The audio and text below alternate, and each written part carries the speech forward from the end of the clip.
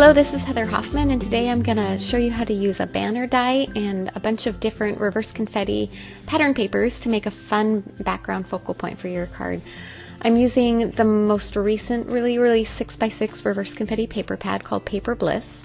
I often trim my pattern papers down to an A2 card size, which leaves you a strip down the side of just extra paper that you can use for a lot of different things. This is a great way to use some of those up. So I've used reverse confetti's Flowers for Moms confetti cuts, and I've already pre-cut several different pattern paper banners. I pretty much cut all the scraps I had in that paper pad, basically one of almost every pattern paper in that pad. I end up not quite using all of them, but I just did them all so I had plenty to choose from. Now I chose to attach these with my sewing machine. I still have a sewing machine. I rarely use it for anything other than sewing on cards, sometimes occasionally mending. I grew up sewing, but I don't do that as often anymore because now I play with paper. You could also attach these with just regular adhesive. You could use, mix it in with foam adhesive so you got different layers. That would also give a really fun effect. I just like a good excuse to use my sewing machine. And I also find that it attaches these on really well, and then I can curl up the edges a little later for some dimension. I'll show you that in a little bit. As I go along, I try and stitch a couple on at a time, and then I use my scissors to trim the front and back. A lot of times when I machine stitch on a card, I like to leave the threads hanging loose on the front. I just think it adds to the whimsical effect a little bit, and it makes it feel a little more handmade.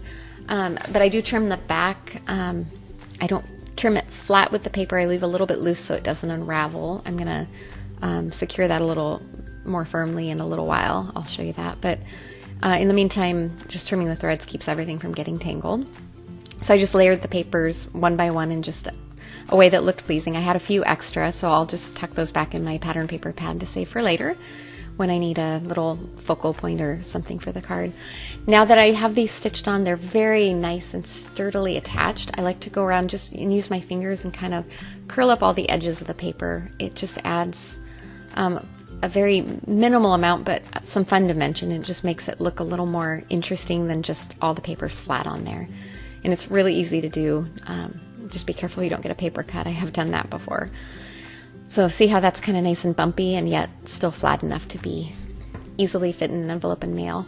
Now I just have some inexpensive Scotch tape that I'm going to pop over the back, and that'll hold that back part from unraveling.